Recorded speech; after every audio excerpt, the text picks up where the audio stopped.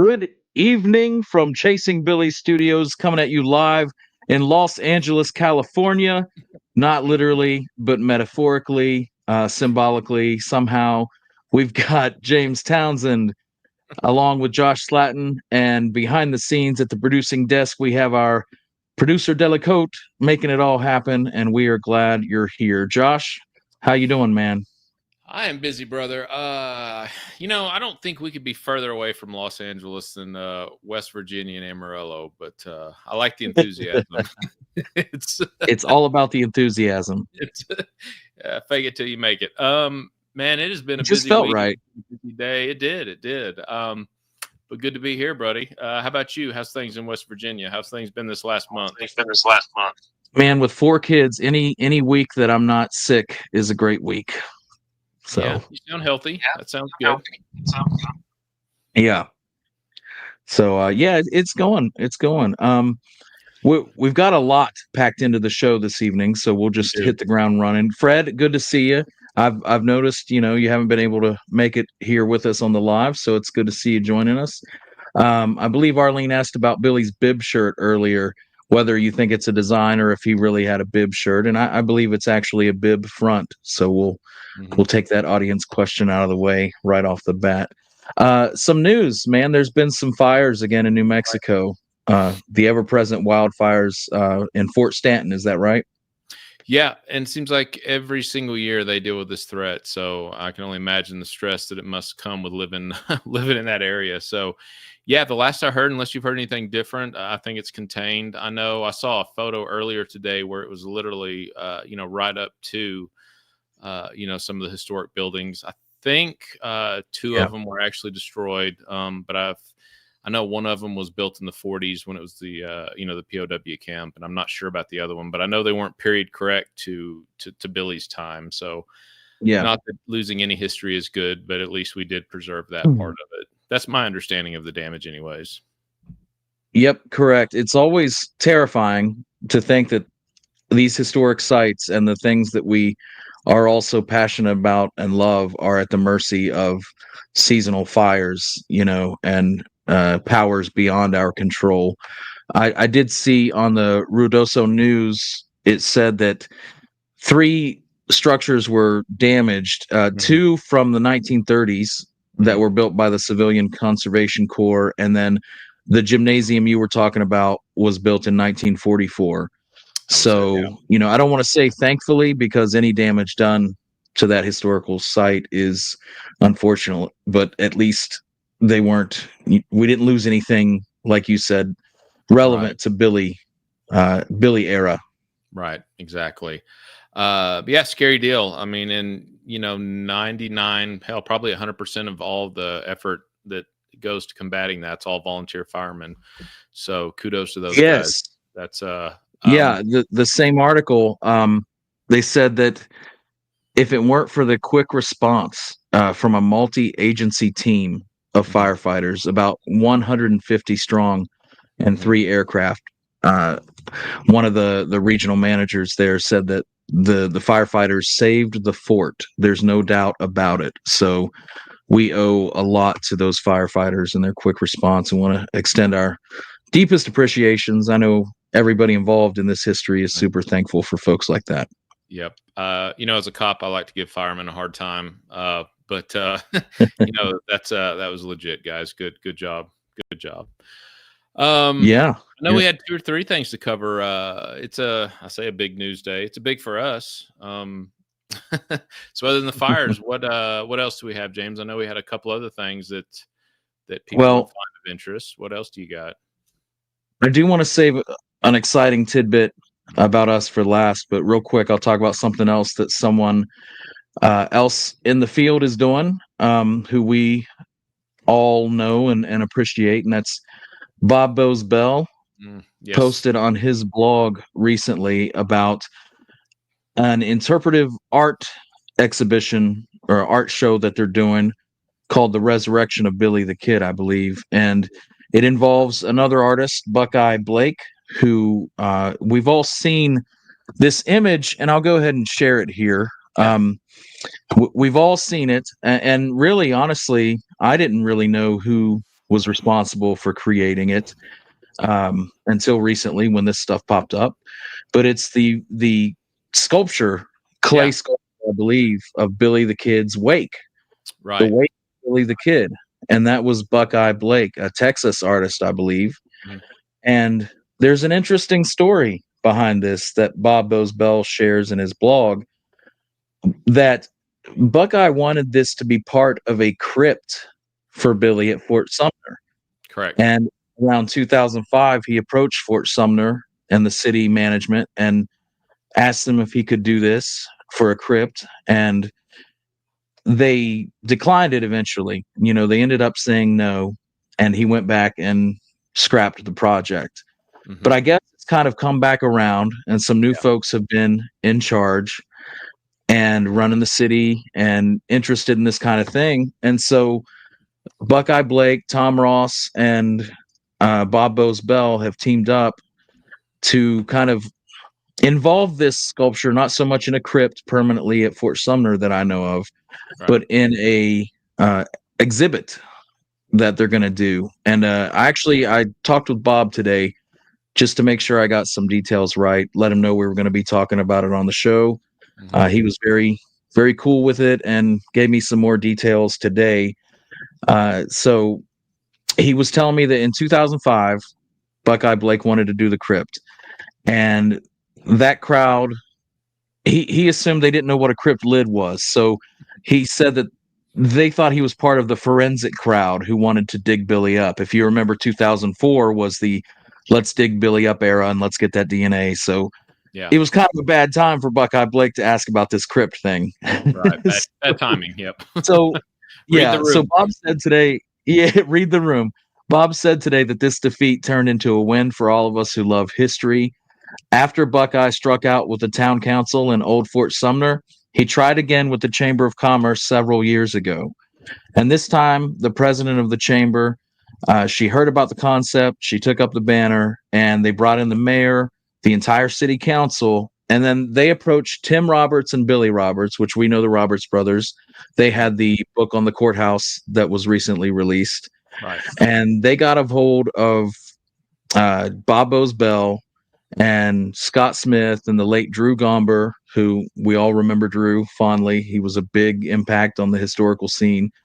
And they contacted Bob, and they wanted to create this courtyard view, right? Capturing the moment when Billy's walking down the parade ground along that picket fence and on his way to Maxwell's house. And so what they've constructed is kind of this three-walled exhibit of Bob's art and some experiential stuff for the viewer to kind of walk through Billy's last steps. And I believe, and this is all in its seed format here, it may develop and we'll get more details, but it seems like they're going to have this replica space of Pete's porch and bedroom at the end that the viewer can walk up into. So it's going to be crazy.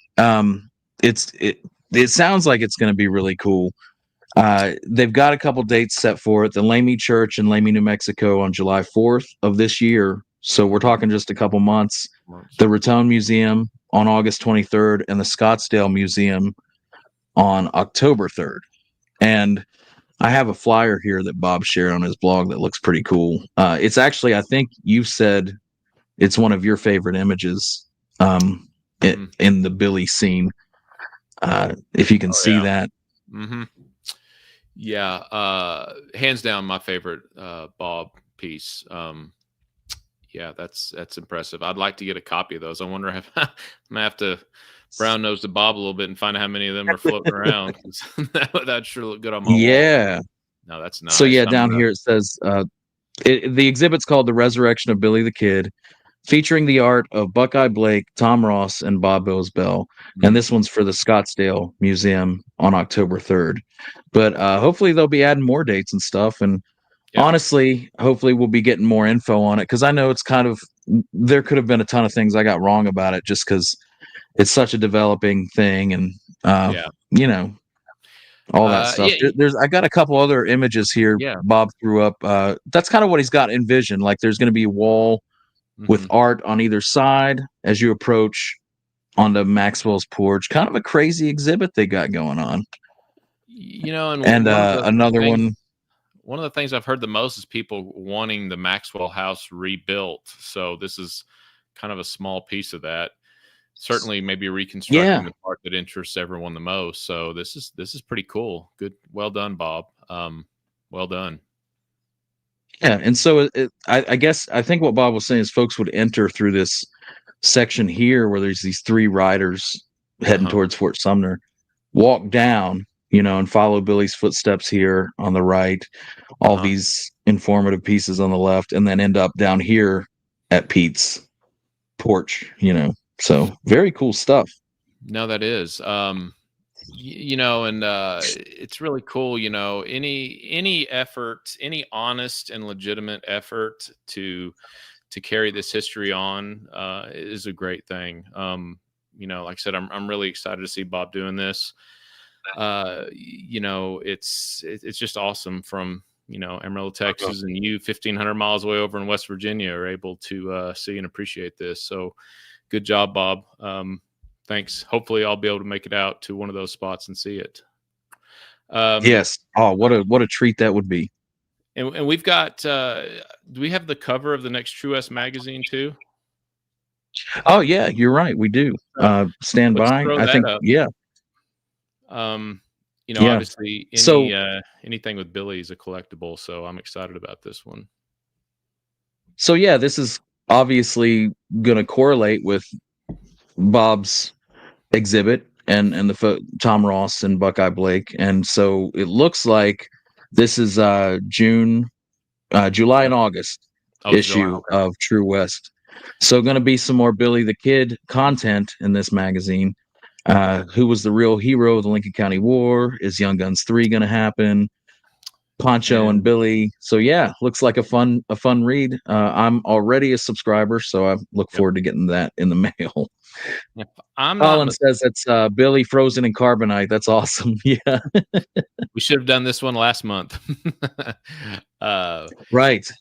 And if I'm not mistaken, and hopefully I'm not speaking out of turn on this, I believe this is the issue where Bob's doing a piece on the coalition. Am I correct on that? As far as I know, there will be some discussion of the coalition in this issue. Haven't spoken with them about it since I sent it in, but hopefully that will be included. Look forward to reading that. Fred, yes, Louis Gallegos is still the mayor of Fort Sumner, as far as I know. I'm not sure recently if that's changed, but yeah, that's my impression too.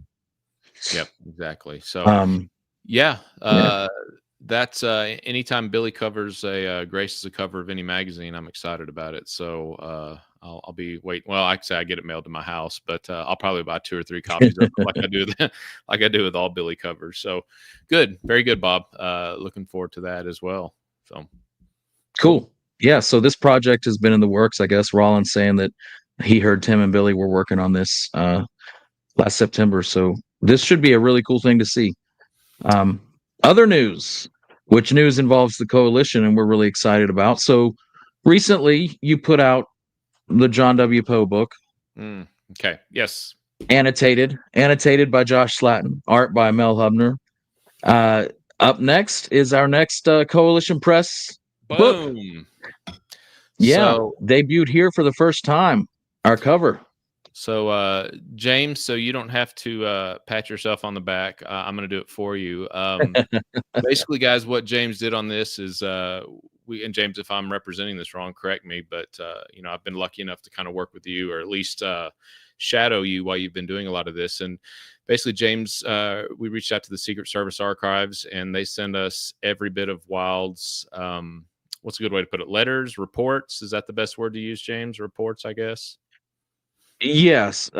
So Agent Azaria Wild was a Secret Service agent who went to New Mexico to track the counterfeiters, Billy Wilson, Tom Cooper, and others. And so as a Secret Service agent, part of his job was writing a daily report. He had to mail a report every day to his chief.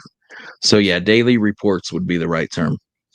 So what you've done on this is taken every bit of his reports. I guess he was probably reporting back from, I guess, what was it, about, I don't know, July of 80 through almost January of 81, probably. about 4 or 5 months worth of reports. Yes. Yeah. Trans- So about September was when he got the call to go to New Mexico. Yep. Perfect. So Of yeah, 1880. so transcribed all of those, which came out to be, oh gosh, I'd guess, 120, 130 pages worth of material. And then went back through, footnoted, I guess you could almost say annotated in a way.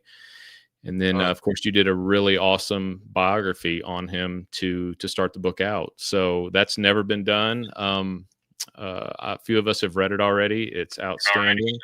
It's brand new to the Billy community. This has never been done. This is information that a few of the serious scholars have been able to get a hold of over the years. Some of it's been referenced in a handful of books, but this will be the first time ever that everybody can read it in its entirety. Plus again, like I said, a very detailed and really good bio of Mr. Wild, courtesy of our one and only James Townsend. So, man, I'm psyched about this. I sent the proofs to you and Jeremiah for us to give a final glance over. Should have them this week, and Awesome. we'll start releasing it soon. We'll have it in paperback, hardback, Kindle, you name it. What else do you want to say about it, James? I can't say enough about this. I'm so excited about this book.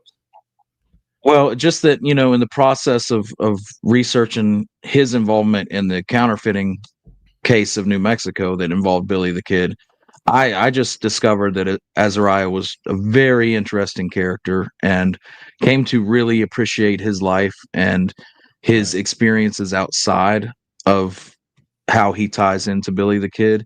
So I know we're going to do a show on him at some point in the future, and we'll delve in more deeply then, but just really became fascinated with Azariah and convinced he deserves a deeper look overall. So I might end up even doing a side project, kind of a deeper biography on him as a person, because this bio, in the short bio at the beginning of this book, is only relative to the Billy the Kid world. So can't wait to dig more into him. He was a really cool individual. So yeah, excited about this. Yeah, absolutely. We could do several 2-hour. Yes, this is wild, and that pun has been circulated between the two or three of us quite a bit for the last couple months. Yeah. To answer this real quick, Susan, we'll probably eventually have it on the Coalition website, and of course, it'll be up on Amazon before anything else, because that's the easiest and quickest way to get it out there. Just like the Poe book was, it'll be available in the same formats. But we're going to do a show on Wild, a more deep dive into everything that we came across, what was uncovered, his life before Billy, all that good stuff. I've been doing a lot of deep dives into historic locations in New Orleans related to him, so we can talk about that. It's a whole nother show coming up, but I don't want to get too much into it. But I just wanted to share the book with everyone. Yeah, it's kind of hard to keep it limited in scope right now to just this short news blurb, because we've had so much fun on this project, and it's gonna be awesome. I know.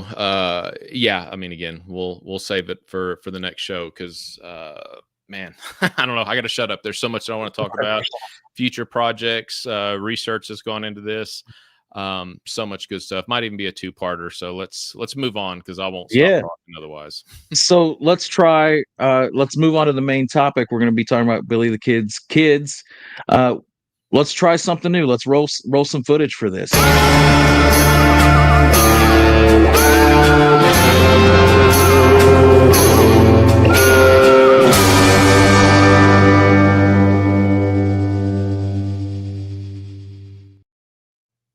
Man, I saw it. At this point in time, I feel like we're just showing off that we got Pierre. I hope everybody else saw it, because it was cool. I know. I saw it on my end. That's all I care about. But so folks will see there was a picture of a book there, right? Billy the Kid's Kid by Mr. Garcia. Right. This was kind of an odd thing to do a discussion on. Really, I'd just done a podcast interview with another group not too long ago, and this was kind of the key topic, so it was kind of fresh on my brain. And Even though, spoiler alert, I don't buy their claim whatsoever, and we'll dive into that here in a minute. But I do think it's probably the most recognized, or I don't want to say accepted is not the right word, but it's probably the most publicized or talked about claim of Billy actually having any children and great grandchildren walking around today. I mean, I can't think of any other ones unless you know one off the top of your head. No, I yeah, I can't say I do. So I actually talked to Mr. Garcia. Now, he passed, I want to say, back in the early 2000s. I talked to him a few times in the mid 90s. I met him down in Lincoln one time. We were both there for an event of some sort. Incredibly nice guy. So if any of his family's watching this, I don't mean any disrespect to their family or their claims. I think they genuinely and sincerely believe, what he talks about and what they write in their book and all that. There's just a lot of issues with it. And I did not know this until the other day, but I guess his son, maybe Martin, if I'm remembering his first name correctly, still lives in Santa Rosa. And I guess they're still kind of pushing this narrative. So what do you know genealogy wise, James? How up to are you on? Can you tell us how this story started out a little bit and where they're basing this claim off of? And then we'll kind of go from there. Well, I will say, to kind of riff on your preface that you did, I'd like to add that as well, that this is not something we like to put out there and be like, this is why you're wrong. This is horrible, and trash people's beliefs about their ancestry and their descendants. Because being an avid genealogist myself, ancestry is important and ancestry is sacred. And so I don't in any way intend to step on people's sacred family stories. And if they're correct or accurate or incorrect and inaccurate, that's neither here nor there for me as far as my intentions to disrespect people. I have the utmost respect for their family histories. The thing is, as a historian or even an amateur armchair historian like myself, when you take someone else's story and someone comes to you with this claim, which there's a lot of them. We talk to people all the time, and all of their claims can't be true. Right. Our obligation as historians is to take these stories and say, I know that they're sacred to you. I can't affirm them without some kind of documentation or provenance, to use that word, that affirms it for me outside of the sphere of family. Because when you're part of a family and you're handed down something, that's sacred to you, and I respect that, and you have every right to believe it. But it's not sacred to the public at large. What's sacred to history is documentation and source material. So in no way do I want to disrespect people's family claims. That being said, we talk about this particular claim, the Garcia claim. I believe that their ancestor was Abrana Garcia. She lived in the Fort Sumner area at a certain time. And the rumor was that her child was the son, if I'm wrong, correct me. It's been a long time since I've read this book, of Billy the Kid. Correct. But when you read this book and get into the arguments put forth by Elbert about why that's so, in my opinion, the timeline doesn't add up. It doesn't flesh out very well. And can you speak to the specifics of that, about how old Billy would have to have been to father this child and things like that? Sure. So yeah, and that's the main issue with it. There's two problems with this account. Again, like you said, and this is the last time I'll beat this dog. Just looking from a historical standpoint, because again, I understand family lore, and I don't mean to discredit that, but from a historic standpoint, there's a couple issues with it. But specifically, is going to be your timeline issues. So they actually credit Billy with coming into Fort Sumner in 1872 is how early they actually put him there. Well, in 1872, that would have put him, again, there's a little bit of variations between whether he was born in 1859. Some people say as late as 1861. Either way, he's putting him in Fort Sumner prior to his mom even dying and prior to them even being in Santa Fe, where they're documented witnessing, mom's marriage. So that's your first problem. Now, again, can we confirm that he wasn't there? I mean, again, we know about what time he left Wichita. And again, there was that 1.5 to 2 year time period between Wichita and Santa Fe that is somewhat in question. Most historians will say it was probably Denver in the Colorado area. But I think it's very safe to say that Catherine McCarthy, who was very, by all accounts, was a very good mother, and Billy and her certainly had a good relationship. I don't see any reason why she would have just sent him randomly out and about to go start taking up working cattle in Fort Sumner in 1872 when he was, 11, 12 years old. So that's the first problem with it. And then they have him returning to Fort Sumner again in 1875, right after her death. Supposedly he leaves Silver City, goes through Capitan, meets up with Eugenio Salazar, which he was even younger than Billy by a little bit. So that would have put him even younger. And then basically has him working on the Salazar Ranch. And at that point in time, that's when he fathered this child, when he was probably 14 or 15 years old. Well, again, another problem with that is we know with pretty much certainty where he was at in the areas in and around Arizona where he was at during that 1875-76, up until August of 77 time period.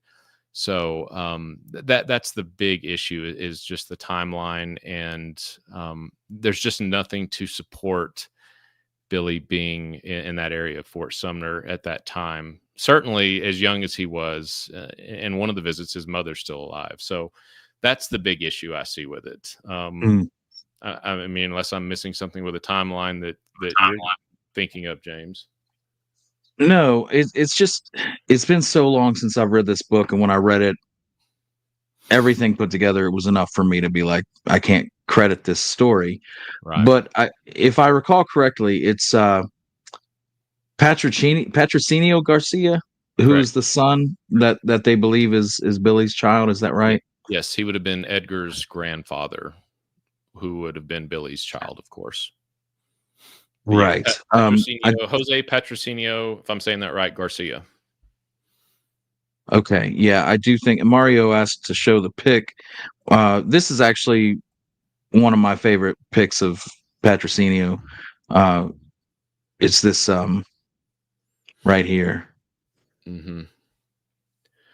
Which, I mean, love the wardrobe. I would totally wear that suit for sure. The tie. That's awesome.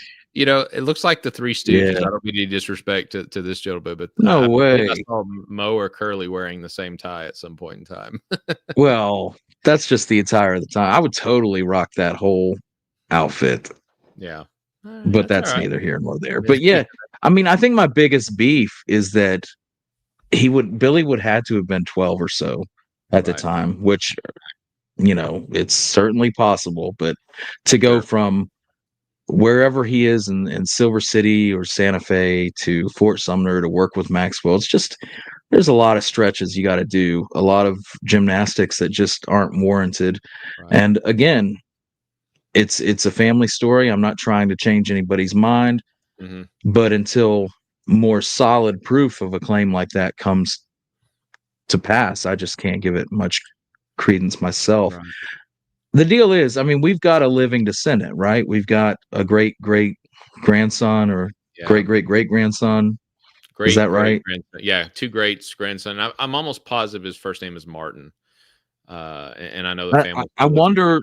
I mean, has Martin done an ancestry DNA test? You would think if you would have a lot of McCartys in your matches. You would have a lot of Bonnies, maybe. I don't know.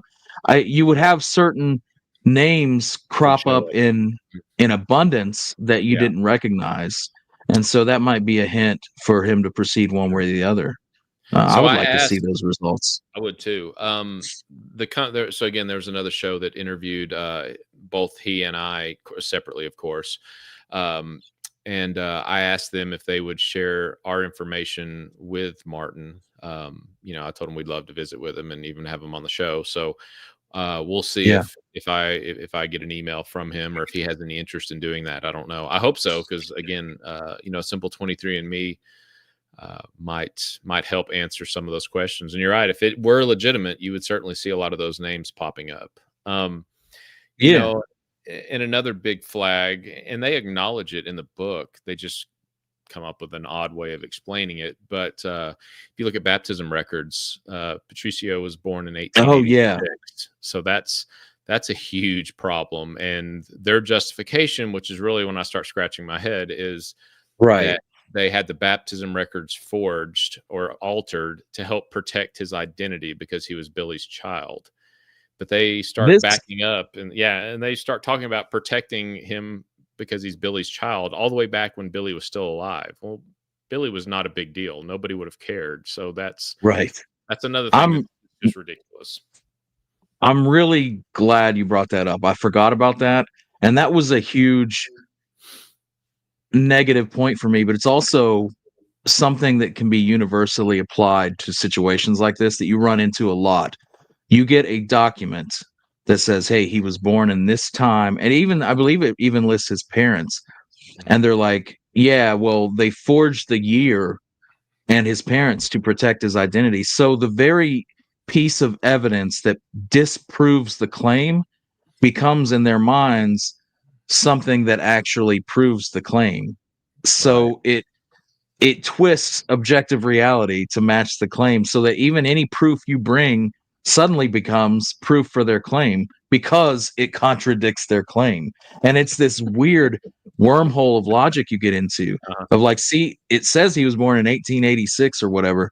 That's proof he was born in 1876 and was Billy's son. And it's like that. How do you even argue with that? It becomes impossible. But that happens a lot in this type of legendary claim making. And almost, that's one of the biggest issues with me. I'm glad you brought that up. I had forgotten about that. Almost sounds like this guy named Brushy and some of the problems we run with that story. But yeah. That's another episode. I'd like to see it, and I haven't seen the baptism record. That's just what they put in their book. I would be curious to know if was he baptized? I'm assuming he was Catholic, and more times than not, it's at birth or when he's a baby. So, does it say on the records how old he was at the time of the baptism? Typically they do. I mean, I would assume so because obviously, if he was baptized in 1886 and they brought an infant in there, it's going to be hard to pass that off as a 10-year-old or vice versa. I'm not explaining that right, but I think you see what I mean. When you're dealing with somebody so young, I would be interested to see what they list as his age on that report. If it shows an infant, right, well, that kind of throws that out. And if he was legitimately born in 1876 and he rolls in as 10 years old, I think they're going to have a hard time saying, hey, this kid was just born last week. So I don't know. I mean, if it was more of a possibility, I would put some effort into it. But I think it's such an outlandish claim that I think there's better things to focus our efforts on. Overall, I think that we will never know at this point in time if Billy had any children. There would have to be so much evidence just kept within a family that would have to come forth with such undeniable articles and records that I just don't see it happening. I think it's kind of a dead end conversation. But I will say, and I've talked with Honeybee about this a little bit, that it's kind of interesting to reflect and speculate on the fact that I don't think Billy was as promiscuous as they say. That's just my personal opinion, given everybody that remembered him kind of recollected that he treated women in a very gentlemanly manner and was very courteous and polite. And I just don't see him as depicted by George Coe and others as this guy who was just making his way up and down the Rio Bonito and just tearing it up, and sowing his seed and everything. And it's like, I don't see that. I don't think that's how he was, but that's just personal speculation. I don't think he had many children or any. That would probably be where I would land on the issue. And that's a good point. And maybe I'm off base on this, but that also seems, if he was this man whore that people want to say he was, that seems counter the Hispanic culture. And I find a hard time believing that a lot of the senoritas of the time and their fathers and daddies would have been accepting of this gringo coming through and, right. I forget this is a family show, so I'm trying not to say bad words. But, but I think you're probably right. I think that's probably been over exaggerated. Yeah. I mean, I think he probably had a certain charismatic way to him, but I just don't think that the Hispanic culture would have tolerated just a complete man whore like some people have played him out to be. So in conclusion, Billy was not a fun boy. I mean, he could have been, but I don't. If that was a term back then, I would say probably not.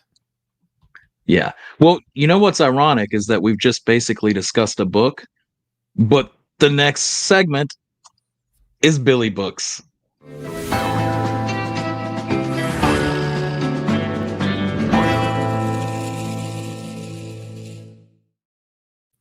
Brought to you by the Ash Upson Academy, where learning matters. That's right. I don't know where you come up with this stuff. This isn't going to be a what? Nothing. Go ahead. What were you going to say? Oh, I'm just saying this isn't this. I have no intention of this next would being a full book review. I think when we started this little segment, I was envisioning more of a, hey, what are you guys reading right now? Let's throw something out there that people are may not be accustomed to or know about. So this book I picked today it's almost a coffee table book, if you will. It's as close as I think as we have to a coffee table book. So I don't know how many folks own this. James, you are the wordsmith. Pronounce that gentleman's last name for me. No, I was just about to say, Josh, who's the author of that book? Won't you go and tell us who wrote that? I'm not touching that one. We'll just call him Bill. Yeah, Bill's a great writer. I don't have this book, actually. I've always been intrigued by this. It's an older book, right? Yeah, it's an older book. I've got it sitting beside here. The cool thing about it is just about every single one is he's an artist, so he does his own little illustration on it. I've got 3 copies of it. So everyone's the same, and he signs it and he does like a Billy illustration. But yeah, it was copyrighted in '85. And the cool thing about this book is it's not a story from beginning to end. It's like a scrapbook. That's the best way I can sum it up. It's I don't know, gosh, it's pretty thick. I'd say 290 pages, and it's a combination of old newspaper articles, illustrations, artwork from old newspapers, stories, personal accounts of people that knew Billy, just a hodgepodge of everything. There's no order to it. I think the guy, when he put it together, was probably drunk, because there's no there's no real flow to it, but that's fine. It's just something you pick up when you have 10 minutes and you thumb through it and you look at it and you move on. So you can get it in a collector's hardback also. They're a little harder to find, but this one, like I just showed y'all, you can find it on eBay, pretty common, for about $20. Definitely worth picking up, because you will find some obscure stuff in it, just because it has a collection of just about everything Billy related. So yeah, that's kind of what I've been looking at lately. And again, I kind of pick it up when I don't have a direct path. We kind of hit a little bit of a standstill with all the wild research. So I've been thumbing through this the last week or so. And yeah, I like it. If y'all can find a copy on eBay, go grab it, because it's one of, I won't say one of my favorites, but it's definitely a cool book to look through. It's a lot of fun. So when we take a break from intense Billy research, we engage in light Billy research. Right. Because there is a difference. I'm surprised you don't have this book though. Yeah, I was going to order it on eBay once. I remember asking you about it, and you were like, "Yes, it's not bad," but I never pulled the trigger on it. So right, yeah. I mean, it. You've seen our top 5 Billy book episodes. It would not break the top 5. But for a guy that likes newspaper articles and clippings and letters, it's really interesting. And there's some stuff in it that I've not seen anywhere else, as far as old clippings and such. So, anyways, y'all go pick up a copy. That's my recommendation for the month. Okay, and I think this is probably everybody's favorite part of the show, is the photo speculation portion. Our photo segment.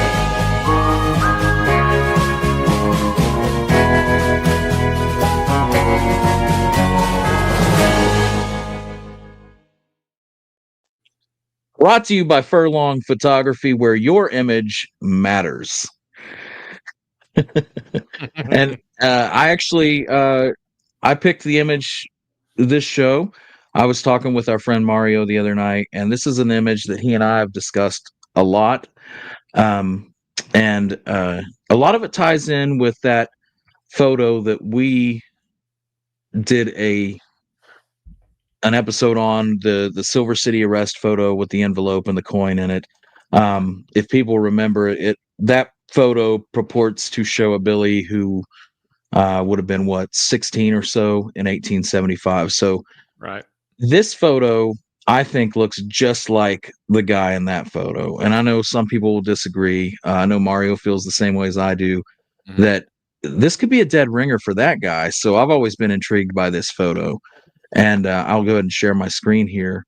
And another interesting thing about this photo, and this is from a research book I have, and it shows you some different, approaches to it. The interesting thing about this photo is that it was owned by Frederick Nolan, I believe. Have you heard that, Josh?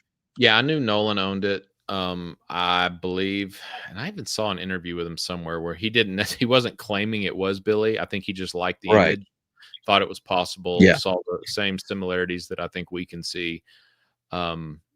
So yeah, it's one of the few, and I don't know if this is just how it was colorized, but it almost looks like he's wearing just blue jeans, which obviously I know they had blue jeans at that time, but you don't see that often. So Yeah, and I think a lot of that's probably the colorization, and honestly, it looks a lot like the pants he could be wearing in the other one. I wonder if in the authentic tintype, if you colored them like denim, it would look like that. It's yeah. um, And but I don't know if go ahead. Fred mentioned any of the provenance on it. I mean, the tie jumps out to me as being a little too late, maybe, but I just don't know much about it other than it was Nolan's. What do you know about it? Anything about its origins?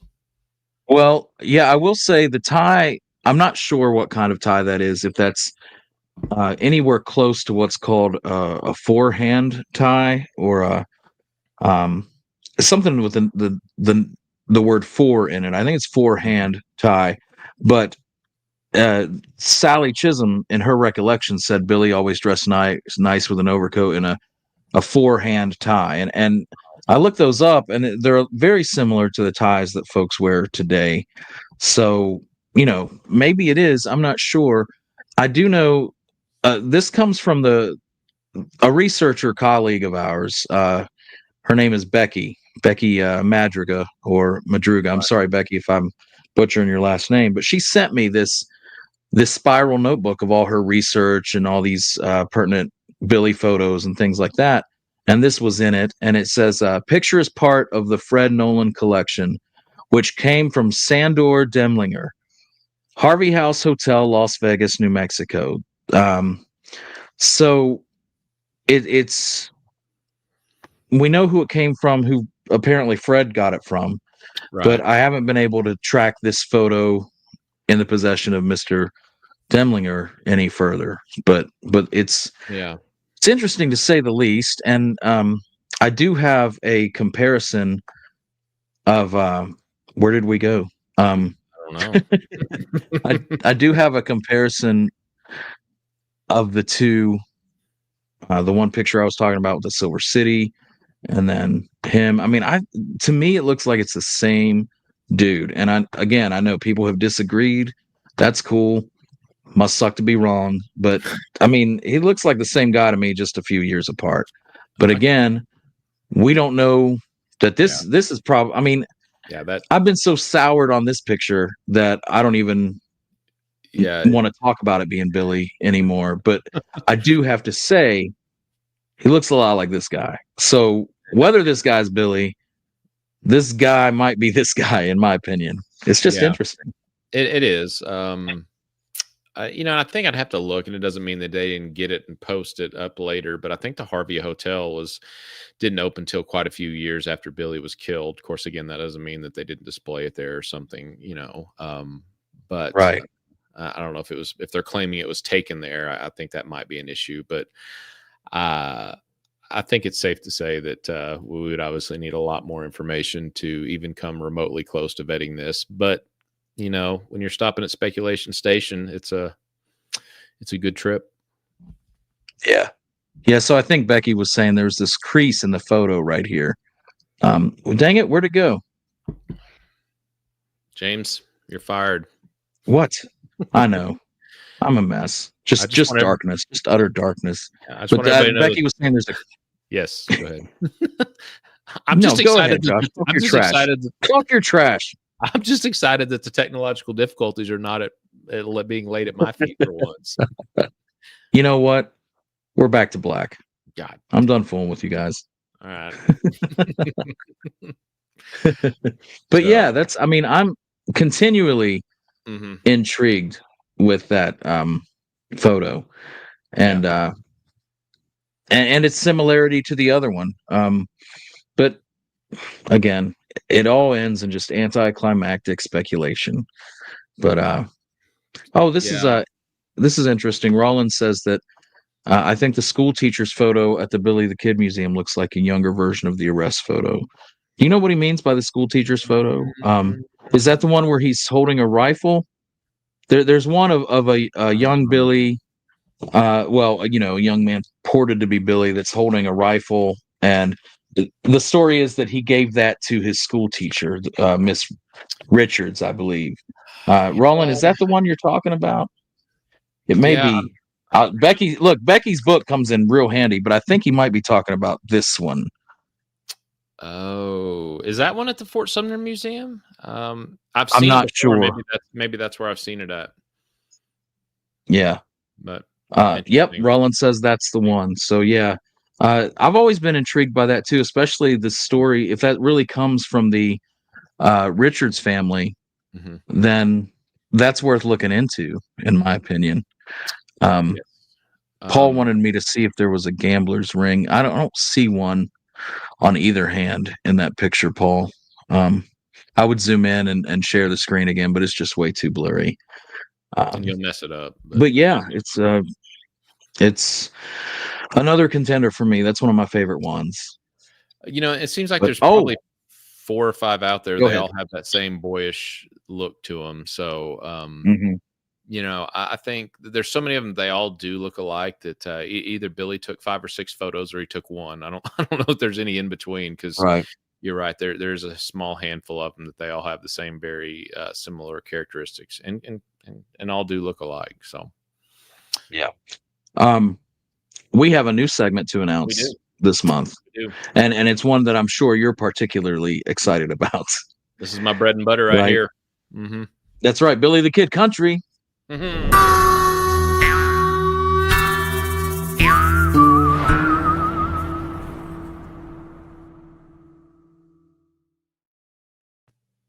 So tell us about this. Man, that's the first time I got to see that intro. So kudos, Pierre. So something that I've been working on for a while, and I say obviously it's a joint effort, but everybody knows historic sites are my thing. I love them. I love going to them. I love sharing locations. That's kind of one of the things that I'm most proud of. So I've been working with Pierre for a little while now, and we've been trying. What's been going on is I've been getting him the locations of these sites, and he has been turning them into there we go. He's been making some really cool illustrations with them, and we're going to use this as tour guide information, if you will, when the time is right. So what I want to start doing is each month, let's talk about a specific Billy the Kid site. Let's share the map of it, and we'll talk about how accessible it is, and if people want to go there, because I know somebody was talking about it on one of the pages yesterday or the day before about, I've been by Stinking Springs a dozen times and didn't know it was right there. So anyways, this is courtesy of Mr. Delacote, James, and let's talk about it. So I don't know how many people have been to Portales, or more specifically Billy the Kid's Cave, but it's pretty easy to get to. It is on private property. Stop the presses. Dean Lacey came in. I'll take this one, Josh. I'm sure you will. Thank you so much, Dean. Gifts like that are just amazing. Thank you. Yes, thank you so much. Thank you, thank you. But yeah, so Billy the Kid's Cave in Portales is very easy to get to. If you get a chance, you can always pause this whenever this episode runs again. You can zoom the image in, and where the star is will take you right to it. There's actually a power plant just north of it. If you'll just take that road, I believe it's Roosevelt Road. You can park on the side of the road, and you can actually see the caves from the road. So, fair warning, it is private property. I've been there a few times. My biggest concern there is snakes, so watch when you go there. But you can very easily see the caves, as you can see in these photographs. You can see what was left of a windmill. Now, the windmill is not specific to Billy's time. That was put there afterwards. The springs have all dried up, but you can actually still kind of see, I don't want to say a lake bed. It never really was a lake, but you can kind of see the foundation where the springs and where water would pull several feet deep there. So, yeah, another really good photo. Nice. I've been there a few times over the years. To me, the caves seem to be staying about the same. I don't really think they're deteriorating any, but yeah, it's a great spot to go to. Billy, as we know in Billy's letter with Charlie to Wallace, referenced that him and Charlie were using that as a way station, so to speak. Said they had intentions of running a business out of there. Of course, that never came to be, of course. Yeah. Garrett mentions the site in The Authentic Life, that he goes there looking for the kid. See, what it was me and Charlie was going to start a ranch, and we was gonna rope it off, and we had just a bona fide ranch we was going to start. That's what it was, Lou, Governor Wallace. That's the story. So yeah, so this is a definite must see Billy the Kid site for any Billy the Kid fanatic. And again, it's really easy to get to, very, very easy to get to. You can see it right from the road. Again, there's a fence. Again, it's technically private property, so I'm just giving you all that disclaimer. But even if you choose and decide to obey the law, which is always a good thing, you can see it perfectly right there from the road. It's probably less than, I don't know, 50 yards from the road from where you stand. So very cool sight to see. So yeah, that's kind of the one I figured we'd talk about today. Any questions about specifics on how to get there, I'll gladly share with you. So hit us up in the messages or something. As someone who's not really into maps and wasn't really involved in this process like you and Delacote, I got to say these look amazing. I've seen quite a few of them you guys have done. It's a great idea, and it's extremely helpful. I know people are going to want copies of these. Do you have any plans for these maps in the future, or how they can get a hold of them? Yeah. So what we're doing, and this wasn't a pre-planned, sales setup. I'm genuinely curious sure. How, are you going to put these on Facebook, things like that? So what we're going to do is there will be a handful of them that we are going to include make digital copies of, and will be provided to people at the Coalition Convention that they can use to go do some sightseeing when we're in and around Lincoln and New Mexico in general. So what's not showed here, and I guess I could have I should have showed more on this, but is there's also a barcode or a QR code, I'm sorry, that you can scan with your phone, and it will take you to Google Maps, which will lead you specifically to the site. So that's actually like just to the GPS coordinates. Right. Yeah, exactly. So you'll just scan it with your phone, and boom, it takes you to the letter right to the spot. So yes, so cool. As of right now, we've probably done 40 of these Billy the Kid sites. Yeah, I've seen a lot of them. There we go. There we go. Thank you, sir. So, yeah, here's what this one specifically looks like.